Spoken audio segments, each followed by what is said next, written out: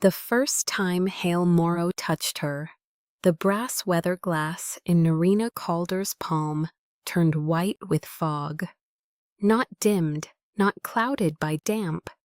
It bloomed from the center as if breath had been trapped inside it. For years, and had chosen that moment to wake. The station's stair pitched under her boot. Salt slicked the rail. His hand closed around her wrist before her shoulder struck the wall, and the whole narrow tower changed to temperature. Around the place where his skin met hers, he let go at once. "Careful," he said. The word was plain, his voice was not. It carried low in her body, somewhere below thought, and the little brass disc in her hand stayed milk-white long enough for fear to move in beside want. Below them, surf struck the black rock hard enough to jar the boards underfoot. Above, wind worried the shutters of the upper room where the guild had told her she would sleep. The station smelled of lamp oil, old salt, and rain held just beyond release. Nerina curled her fingers around the weather glass until the brass bit into her skin. "I had my footing, you didn't." He was not handsome in any way she would have trusted on sight. Nothing about him asked to be admired. The dark of his coat was plain. His face carried weather the way the cliff did, marked by living with force and not stepping out of its path. What caught at her was smaller and worse. The pause before he moved, the control in the hand he had already taken back, the sense of something immense standing inside him with its teeth set. The guildmaster's sealed letter lay under her cloak, still dry against her ribs. "Deliver warning to Hale Morrow. Storm probability at fatal threshold.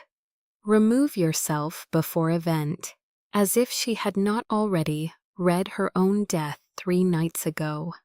As if she did not know what kind of weather would kill her. Wind shoved at the tower again. Hale's gaze flicked to the shutter at the landing, then back to her face, and for one bare instant, she felt the air pull thin around them. His mouth tightened. "You're the Death Reader," he said. She should have liked that he recognized the trade and not the woman. Better distance that way. Better to stay a function in his mind. A warning, a courier, a stranger who would leave before midnight. Instead, her skin mourned the loss of his hand already. "From the guild," she said. The weather glass had begun to clear. She watched the fog retreat with a strange private grief. Hale noticed the motion of her thumb over the brass. "What's that?" "Nothing useful." She slid it into her pocket. A keepsake. Something in the stairwell trembled. Not the boards, the air itself, as if a deep note had been struck too far, below hearing, and her bones had answered. Hale went still in a way that made stillness feel active. Then he stepped past her, one shoulder almost grazing the wall to keep distance between them, and shoved the shutter latch fully home. The note under her breastbone sharpened. That was how it always happened when death was near. Not dread, precision. The world drawing one line darker than the others. Storm, 3rd night, his arms around her, salt in her mouth. She had come to save him from what he did not yet know he would do. He turned back. "You should sleep above. The attic keeps warmer than the room below."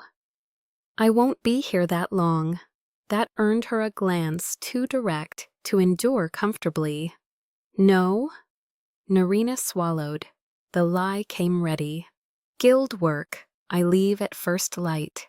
Wind scraped the tower. The pressure in the room eased by a hair. It was enough to tell her he had believed something in her voice that was not the words themselves. "Then I'll show you the lamp." He moved past her toward the upper stair, then stopped without looking around. "And if you're carrying a warning, deliver it before dark. Things behave worse in this place after." After what? A beat, the sea below, the faint shiver of glass in its frame. "After I get tired." The attic room sat under the eaves, close enough to the roof that the storm's first thoughts ran through the boards before they touched open sky. A narrow bed, a washstand, one chair. The walls held heat badly and sound too well. Every strike of water against stone came up through the house like a second pulse. Nerina set her satchel down and stood with her gloves still on. 3 nights ago she had laid both hands over a widow's cup and watched the image come clear. A man walking into freezing rain from a lit doorway and never returning. She had named the hour. The woman had paid. The man had stayed home. His heart had failed by the stove instead. Death did not love being denied. It only changed roads. When Nerina had touched her own basin that night to wash, the water had filmed over with black moving cloud. A man's arms. Thunder with no sky around it. The feeling of being held by the thing that ended her. She had not slept since. A knock touched the door once, not loud. The brass weatherglass had found its way back into her hand without her meaning it. Clear now, innocent. "Come in," she said, and hated how the room seemed to listen. Hale entered carrying a lamp and a chipped mug. Heat from the tea reached her before the light did. He set both down on the washstand with care that felt practiced, and she saw then how tightly he kept himself arranged. Nothing accidental, nothing loose enough to break free. "For the cold," he said, "you assume I need help. I assume everyone does, up here." His sleeve had ridden back a fraction. A pale scar cut across the inside of his wrist, old and clean.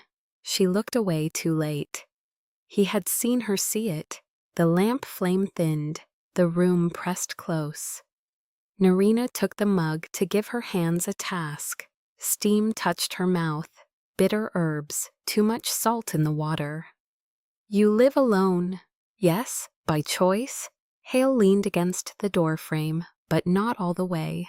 As if trust in wood had limits. By consequence, there it was, the wound before the face. Better than beauty, more dangerous too. She should have delivered the warning then, told him the truth in the plainest shape she could make of it. A storm was coming. It would kill her if she stayed. Leave now, go where no one could be reached by what lived in him. The words rose. Stalled. If he left, he would take it with him, not into the sea, into harbors, into decks crowded with men who had not chosen his company, into villages that had not been built to survive what his body could not hold. 7 sailors had already drowned beneath his last release.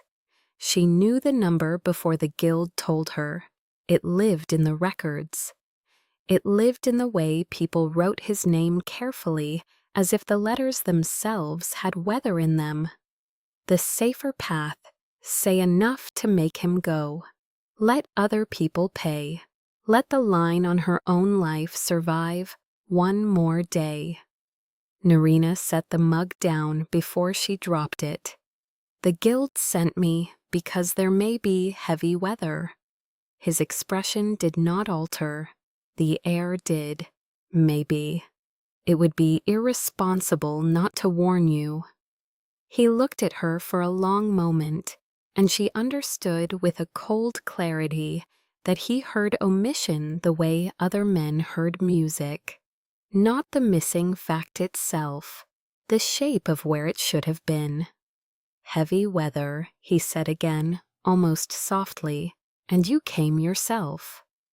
The weather glass fogged in her pocket, though he had not touched her. That stopped both of them. His gaze dropped to the outline beneath her skirt, then returned to her face. "Show me." Every good instinct told her no. Her fingers had already closed around brass. When she opened her hand, the disc lay white as breathed on glass against her palm. Hale did not reach for it. Has it done that before? No, with anyone? No. Silence widened, not empty, waiting. Rain began at last, a scatter first, then a steady run across the roof. Hale's next breath came deeper than the one before it, as if he were smelling something that should not have been there. Nerina closed her hand again. "It means nothing. Nothing never arrives the first time." She should have liked the dry edge of it. Instead, she wanted his hand around her wrist again, badly enough to despise herself.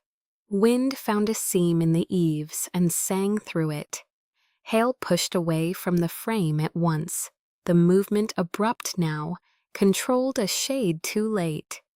"You should rest," he said. "Bar the latch if you like." "What about you?" A strange look crossed his face. Not surprise, something rougher, because she had asked as if his safety belonged in the room with hers. "I don't sleep much when it builds," he said. Builds, inside him. No explanation, none needed.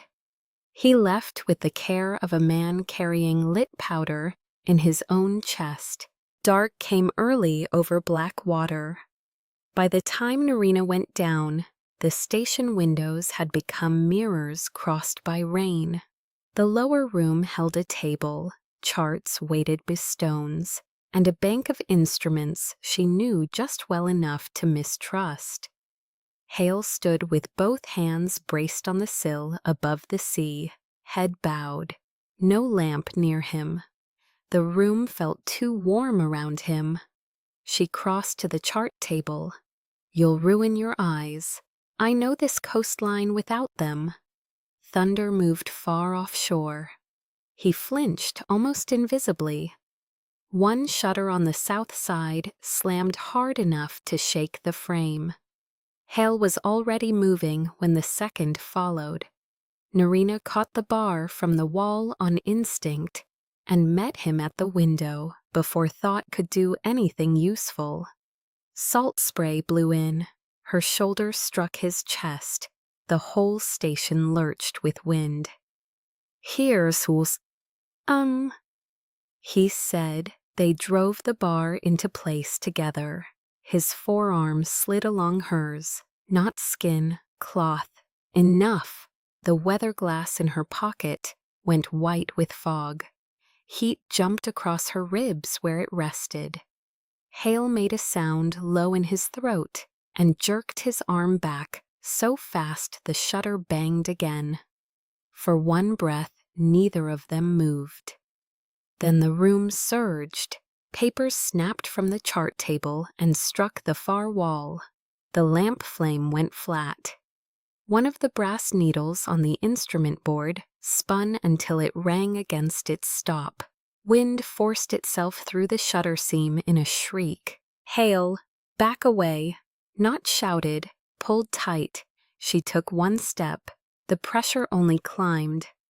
A second, and it broke enough for breath. Hale slammed his palm against the frame and bowed over the latch, as if he were holding the whole side of the house shut by muscle alone. "What happens if I don't?" she asked, hating the shake in her voice. His answer came rough. "I open the room." That was the difference. Not altered air. Not a warning she could still pretend belonged to uncertainty. The storm had found a door in him and recognized her standing in it. Another wave hit the cliff below. The note of coming death sharpened in her bones. Third night. Still 2 breaths of darkness between now and then, still time to choose wrong. She took the weather glass from her pocket and set it on the table between them. White mist swirled under the clear face, then thinned. Hale did not turn, put it away. Why? Because I'm looking at it instead of you. Something in her gave. Night 2 entered with a sky so heavy the station wood groaned under it. By then Nerina had told herself 3 lies and believed none. She had said she remained because the road down the cliff was too slick, because the guild expected further readings from the instruments, because he would be calmer if she stayed within sight. The true one had no such useful clothes. She remained because absence had started to feel like an injury before it happened. The attic held less cold than the rooms below, though the wind kept fingering the seams. Nerina sat on the bed with her boots off and the weather glass under her shift, nestled warm against the hollow beneath her collarbone. Every time she breathed, the brass kissed her skin. Footsteps below. One pass, then another, not pacing, restraint taking shape. The latch moved once, stopped. Hale? Silence. Then, the eaves are leaking. It was not. It might as well have been. Come in. He stood in the doorway with rain in his hair and a lantern held low. No coat, shirt sleeves pushed to the elbow. The storm had gotten further into him tonight. She could hear it in his breathing, in the minute delay before each answer, as if he had to pass words through weather to reach her. The floor by the chimney will drip, he said. It hasn't. It will. Nerina almost laughed. Not because it was funny, because both of them were doing this. Building a bridge out of useless facts because neither had the courage to name the thing walking across it. Then fix it, she said. He entered 2 steps and stopped at the hearth, though there was no fire there. Warmth gathered at his end of the room and met the cold around her knees in the middle. The weather glass fogged under her shift. Hale's eyes went there at once. Heat moved over her skin in a slow wave. The brass had turned into a second pulse against her sternum. You should take it off, he said. I know. She did not move, neither did he. The room narrowed to breath. Roof rattle, rain, the soft scrape of his thumb against the lantern handle. Nerina. No one had said her name like that before. Not softer, more exact, as if he had found the place in it where it opened. She looked up. That was the mistake. Want changed shape when it met a man already denying himself with everything he had. It was no longer sweet. It was edged with grief before it was even touched. I read my mother's death when I was 12, she said. The words broke out of her before caution could lift a hand. 3 days later, it happened exactly as I saw it. She knew. I knew. Nothing changed. Since then, I don't let anyone stay near me long enough to become a line I could lose. Lantern light stayed steady between them. Hale stayed where he was.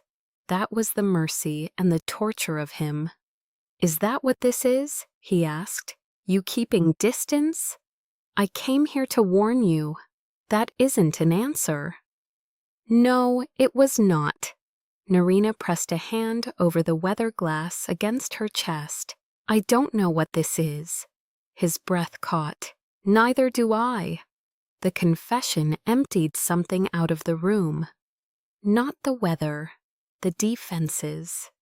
For the first time since arriving, Hale crossed the room without retreat, built into the step. 1 pace, another.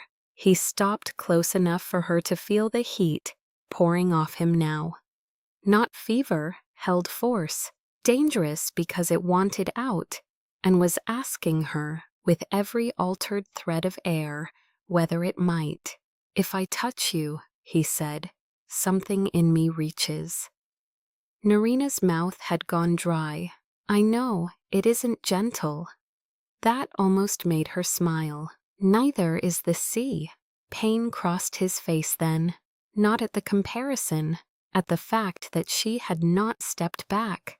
"I killed 7 men," he said. "I told myself the first one was bad weather, the third bad luck. By the 7th there was no lie left in it. I came here because rock is easier to endanger than people. I stay because if I walk among others, I forget how much force a body can carry before it stops being a body." The words landed plain between them. Nerina stood because sitting any longer felt like yielding to fear instead of facing it. They were close now, one hand's width, less. "What do you want?" she asked. Hale looked at her as if the question itself hurt him. "Tonight, to put my hand at the back of your neck and find out whether the weather glass breaks or clears." Her breath left her. That would be unwise. Yes, and cruel, probably. The honesty of it steadied her more than comfort would have. He was not promising safety he did not possess. Nerina lifted the weather glass from under her shift. Fog whirled hard enough to erase the brass. Her hand shook only once, then she held it out between them. "Then be careful," she whispered. Hale's fingers closed over hers around the brass.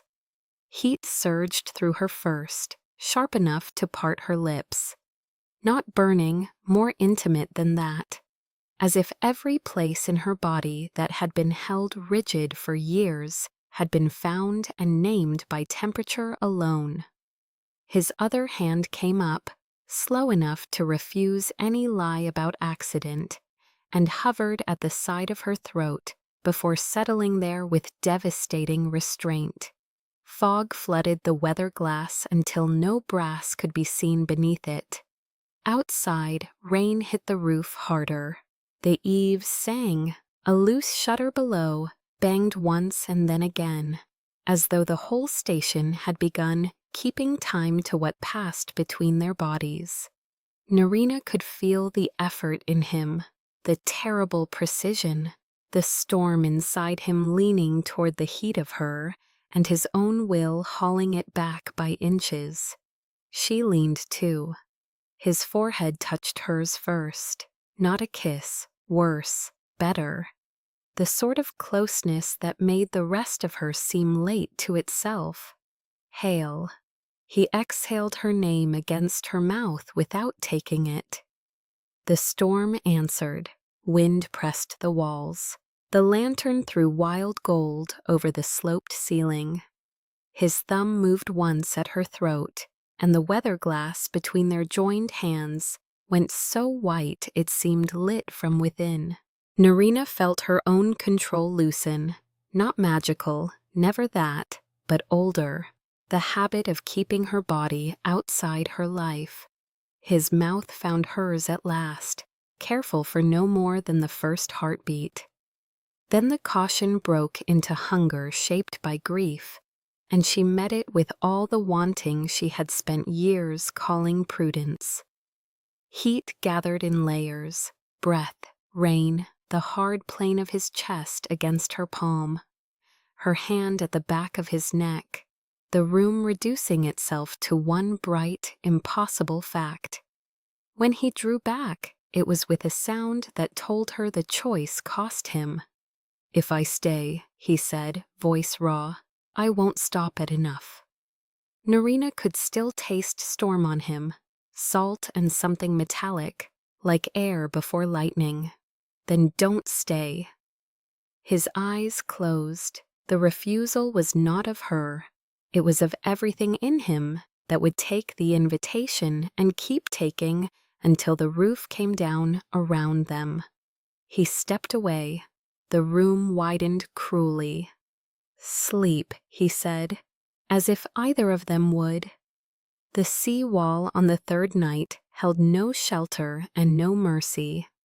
Black water struck the rocks below and climbed back white. Wind shoved at cloaks and thoughts alike. Hale walked half a step ahead, because that was how he kept from reaching for her in ground that could kill. Nerina had asked for the air because the station could no longer contain what was building. Truth. She had asked because if she stayed inside one more hour without saying it, the lie would finish becoming the kind that could not be undone. The weather glass hung warm from a cord at her neck now. Clouded, clearing, clouded again with every shift in his nearness. "You know," Hale said without looking at her. Not a question. The wallstones were slick under her boots. Some of it, enough to leave. She almost laughed into the wind. "Would you have let me?" His silence said too much. Spray struck her face, cold enough to wake every nerve. I read my own death. That stopped him. The sea kept moving. Everything else seemed to gather around the stillness of his turned body. "When?" "3 nights ago." "And you stayed?" "Yes." He looked at the weather glass, at her throat, at her face. "Tell me all of it." There it was, the hour with no door out except speech. Nerina drew breath that hurt. "I saw black cloud inside a room, your arms around me, thunder with no sky, salt in my mouth. I came because the guild thought warning you might keep the coast safe." She swallowed. "I stayed because I thought if I told you, you would go. And if you went, the storm would go with you into whoever was unlucky enough to be nearest." Hale went very still. Even the wind seemed to strike around him instead of through him. "And if you said nothing," he asked after a moment, "you died here?" "Yes." He turned toward the sea. There was another line in the records, he said. Old station lore. If a storm reader takes the whole weather into himself before release, it doesn't break outward. Nerina's blood ran cold. What does it do instead? He faced her then, and she knew from the look alone that he had always known. Or had guessed and never tested, because living afterward would not have been living in any shape he recognized. "It unmans him," he said, "turns him into the thing he held back." Wind tore at her hood. The safer choice rushed up at once, bright with awful simplicity. Lie. Say the death reading had shifted. Say the danger had passed. Let him keep his body, his voice, his hands, let her die in them before dawn, and call that love because it required less courage from both of them. Her fingers found the weather glass at her throat, warm, fogged. "I can stay," she heard herself say. Hale's face changed as if struck. "No. You said if you take it in." "No. But I die if you don't." His jaw tightened hard enough to show pain. "Then I stay while it happens." The world narrowed to that sentence. The lie came all the way to her mouth. She felt it there, felt the pull of it. Safety, if safety meant preserving the man before her in the only form she could hold, and paying for him with her own ending. Her hand closed around the weather glass. The brass edge cut her palm. False start. One more breath, and she could do it. She could say, "It changed, it passed. Go back to the station. Hold me till morning. Let the storm take the shape it first chose." Then Hale stepped toward her without touching, close enough for his heat to strike through the wet wool of her cloak, close enough that she could smell rain and that dangerous metallic note under his skin. Nerina, only her name. But in it lived the attic room, his restraint, the sailors, her mother, the years she had spent standing back from every threshold where love might ask something final. Safety without him was not safety. It was only old loneliness with a cleaner name. She shook her head once. No, the word surprised them both.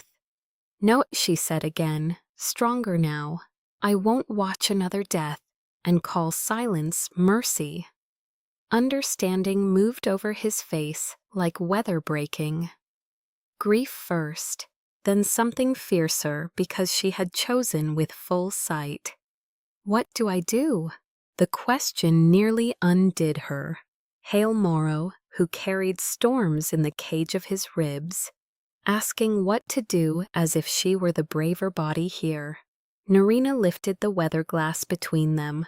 Fog whirled hard enough to erase the brass. Take it in, all of it, before it reaches the world. His hand covered hers around the disk. The contact made the air scream. Thunder cracked not above them, but through them. The sea wall shook. Wind whipped the spray sideways into needles.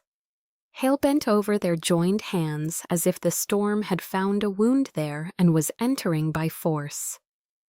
Look at me, Nerina said. He did. She would remember that longer than anything. Not the thunder, not the wall shaking underfoot. His face, stripped of every defense but the one thing she had come to trust most. Will, take it, she whispered, and stay as long as you can. Hale's mouth broke on a breath that might have been her name. Then he chose. The sound was not loud, it was total. Wind dropped out of the sky and drove inward. Rain rose from stone instead of falling. The weather glass in their hands went from white to clear in one impossible beat, and inside it a dark line of cloud curled tight upon itself, like something being drawn through a needle's eye. Hale convulsed once. His free hand caught her waist hard enough to bruise, not from possession, but because the body forgets gentleness when the soul is being remade. Light moved under his skin, thin and blue and terrible, threading the veins at his wrist, his throat, the scar she had seen by the lamp. Nerina held on. The sea below them flattened for one stunned second. No wave, no wind, the whole coast listening. Then Hale's grip loosened. He was still there, and not. The heat she knew from him had gone vast, no longer contained by muscle and bone.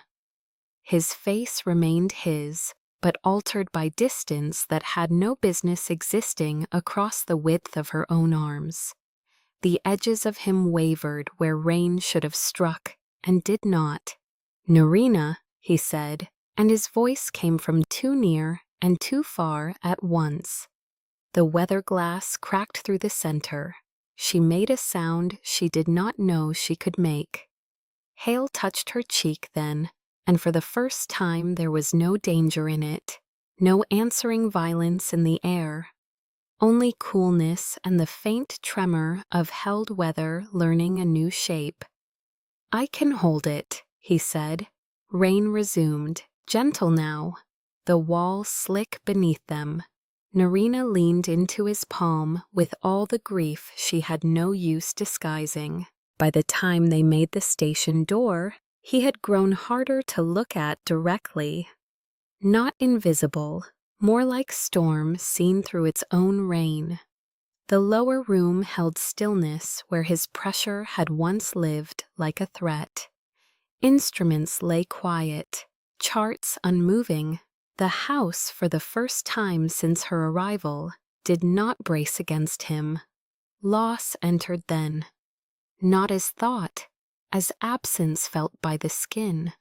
She stood in the center of the room and knew with brutal certainty that she would never again hear his step on the stair the way she had heard it these 3 nights. Never feel his hunger held tight enough to be tenderness. Never be endangered by his nearness because his nearness had been unmade into something wider than doors and walls. The weather glass hung split at her throat, clear, empty. Hale watched her understand. She went to him. This time when she took his face in both hands, the world did not flinch. No fog bloomed, no shutters shook. His skin felt cooler than before, but not cold.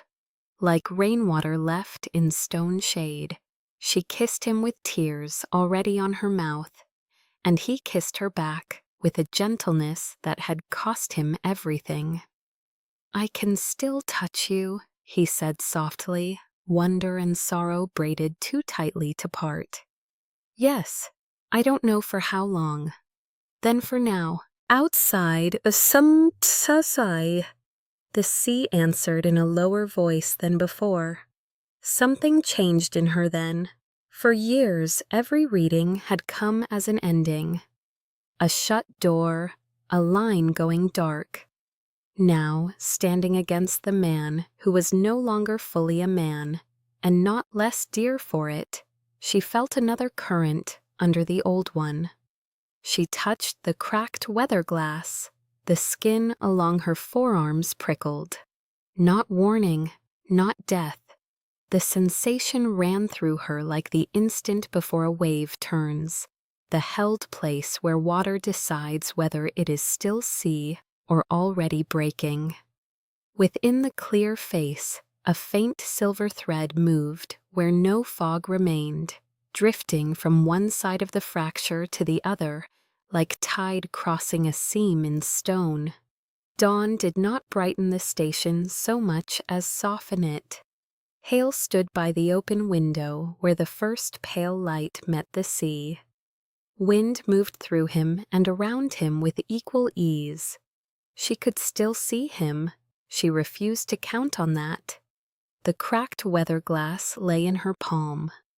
When she lifted her hand over it, nothing fogged, no white bloom, no trapped breath waking in brass because he was no longer near anything in the old human way of nearness. Still, the air above her skin changed. Salt touched warmer, pressure thinned. The silver thread inside the broken glass drew once toward the window, and Nerina set her thumb over the fracture and felt, in the silence where fog used to gather, both the man she had lost and the weather that remained to touch her.